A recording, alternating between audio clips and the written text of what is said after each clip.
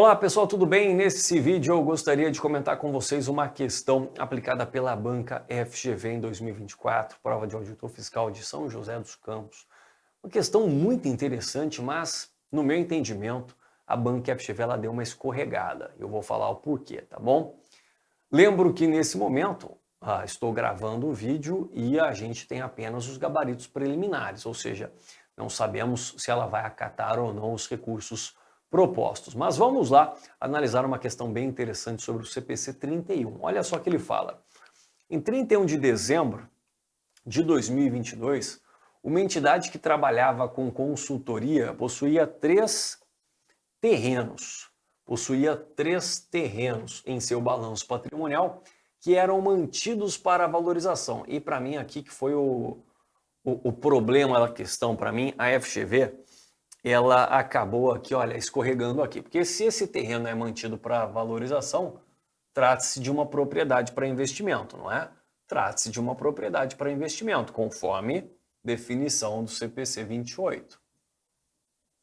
Isso aqui vai ser importante lá no futuro da análise dessa questão.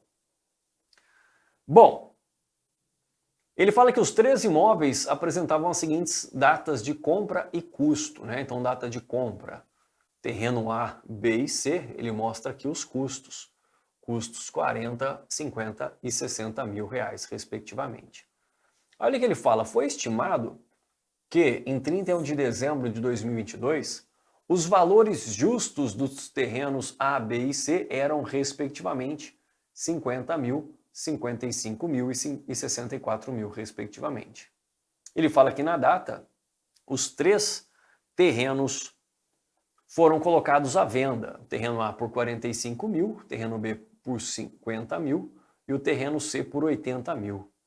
Ele fala que o nível hierárquico de gestão apropriado estava comprometido com o plano de venda, que é um requisito para eu classificar um ativo não circulante como mantido para venda, e foi iniciado um programa firme para localizar um comprador, que é um outro requisito para eu classificar um ativo não circulante como mantido para venda, está lá no CPC 31.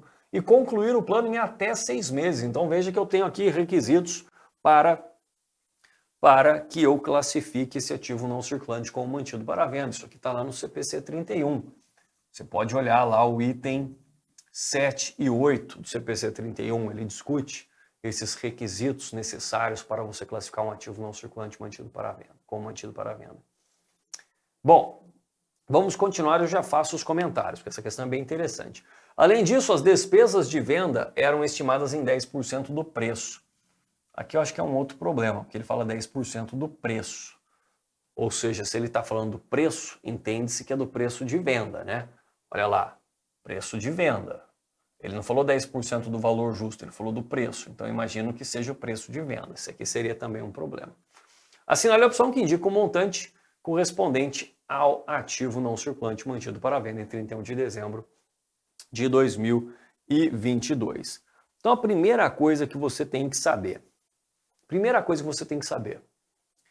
Um ativo não circulante mantido para venda, ele é mensurado, ele é reconhecido inicialmente pelo menor entre o valor contábil atual e o valor justo líquido das despesas de venda.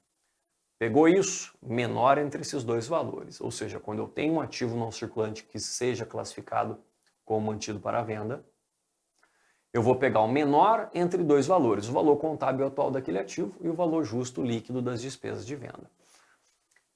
Segundo ponto aqui que eu diria que é importante. Os requisitos que você deve atender para classificar um ativo não circulante como mantido para venda, ele falou aqui vários requisitos, só que um chama atenção, que é o preço de venda que a entidade coloca para aquele determinado item. O CPC 31 ele fala que a entidade deve colocar aquele item à venda por um valor que seja razoável em relação ao seu valor justo corrente. O que é razoável? É subjetivo. O que é razoável para mim pode não ser para você, né? Agora,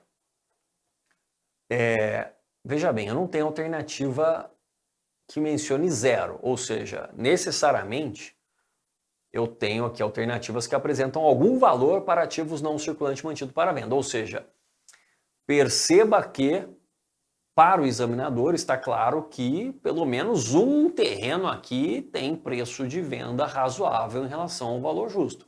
Porque caso contrário, eu poderia ter uma alternativa aqui com valor zero. Mas eu não tenho nenhuma alternativa com valor zero. Então, parte-se do pressuposto que pelo menos um terreno,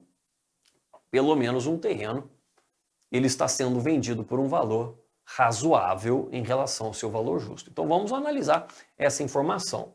Vamos começar com o primeiro terreno?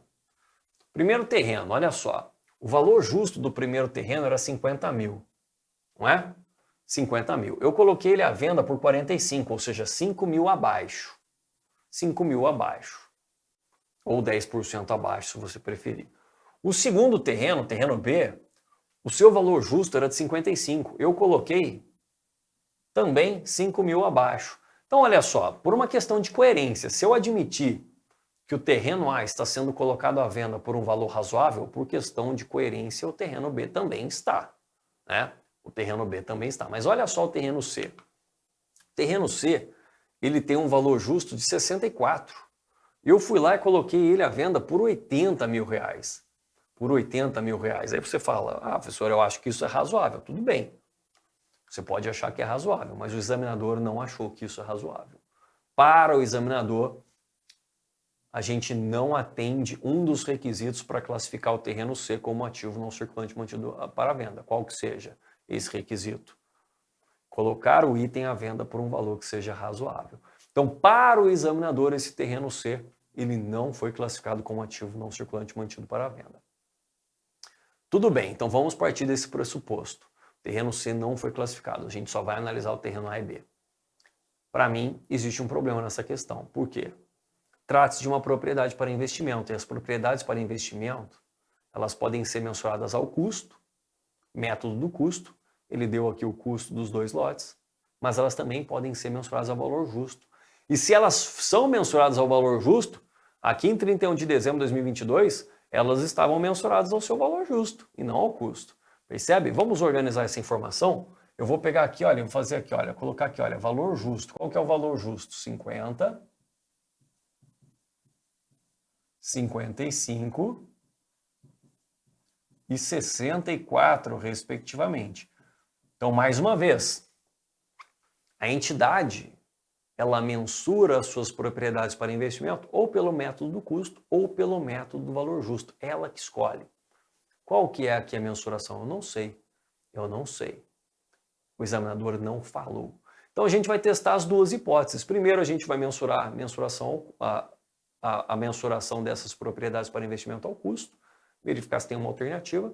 Depois a gente faz o teste comparando também o valor justo, como que seria a resolução. Pode ser? Então vamos lá. Primeiramente, vamos aqui, olha, colocar na primeira hipótese. Primeira hipótese, vamos fazer o seguinte, eu já vou inserir aqui, ó, o valor justo líquido das despesas de venda, que é um outro problema dessa questão, porque ele falou que é 10% do preço você pensa preço de venda, né? Mas vamos lá. Olha só, os três terrenos foram colocados por venda de 45 mil reais, né? 45 mil reais.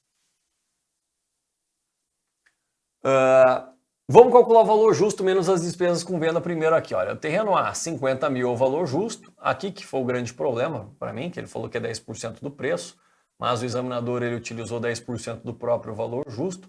Veja que se você fosse utilizar 10% do preço, você faria menos 4.500 e não menos 5 mil. Mas, enfim, o examinador acabou utilizando o próprio valor justo como base de cálculo.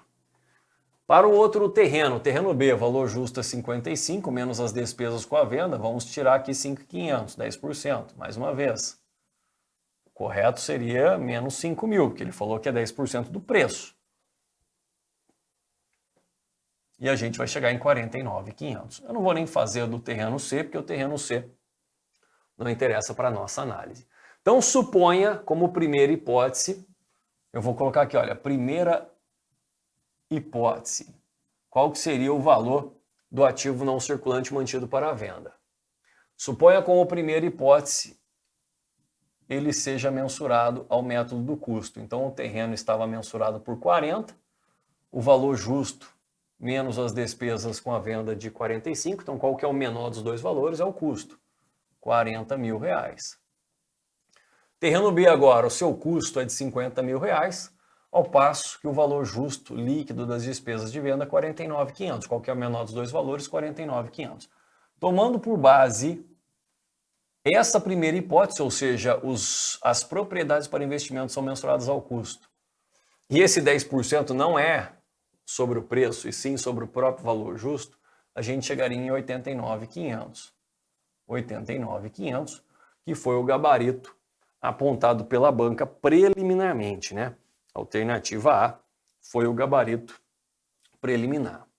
Até um aluno falou, professor, mas aqui, olha, não seria 10% do preço? Até seria, mas se você utilizar 10% do preço, como que ficaria esse cálculo? Vamos pensar 10% do preço, como que seria o cálculo? Não teria alternativa válida. Olha lá, 50 mil, o preço é 45, então 50 mil menos 4.500 daria 45.500, né? 45.500. Então, 45.500, veja que eu continuaria mensurando o meu terreno A por 40 mil, que é o menor valor. Vamos pensar agora no terreno B. 55 mil, quanto que era o preço de venda? Está aqui, ó, 50 mil reais. Então 55 menos 5 dá 50. Então eu ficaria com 40 mais 50 dá 90. Dá 90. Tem 90 entre as alternativas. Então veja que a FGV jamais anula por conta disso. Porque ela fala, não, se você resolver 10% do preço, não tem alternativa válida. Então está claro, ela vai falar que era o valor justo. É isso que ela faz, ela não anula. Tá? Ela não anula. Agora, existe aqui uma segunda hipótese que certamente demanda anulação dessa questão. Certamente, porque, lembra lá, as propriedades para investimento elas podem ser mensuradas ao valor justo. Inclusive, há ali uma certa preferência do CPC 28 em mensurar as propriedades para investimento ao valor justo. Tanto é que ele fala que a mudança de mensuração do valor justo para o custo provavelmente não vai dar uma informação mais confiável e relevante aos usuários. Enfim, vamos testar essa segunda hipótese. Eu vou testar a segunda hipótese em azul. Suponha, então, como segunda hipótese, que as propriedades para investimentos estão mensuradas ao valor justo. Vamos lá? Então, olha lá, valor contábil atual seria 50 mil reais, valor justo menos as despesas com a venda, 45. Então, nessa segunda hipótese, o ativo não circulante mantido para a venda seria o menor desses dois valores, 45 mil. Terreno B, seu valor justo é de 55 e o valor justo líquido das despesas de venda 49.500. O menor desses dois valores, 49.500. Então, nessa segunda hipótese, a gente teria 94.500 sendo evidenciado como propriedade para investimento. 94.500. Veja que a gente tem a alternativa B. Então, para mim, as duas alternativas são válidas e a questão deve ser anulada. Afinal, em nenhum momento fica claro que esses terrenos estão mensurados ao custo. Ele só falou que houve uma data da compra. Houve a data da compra, o custo foi tal. Mas quem disse que em 31 de dezembro de 2022 esses terrenos ainda estão mensurados ao custo? Em nenhum momento ele falou. Como a gente tem as duas hipóteses e temos duas alternativas válidas, a questão deve ser anulada. Bom, espero que você tenha gostado, muito embora a questão ali escorregou, né? Uma bela questão criada pela Banca FGV. Um grande abraço.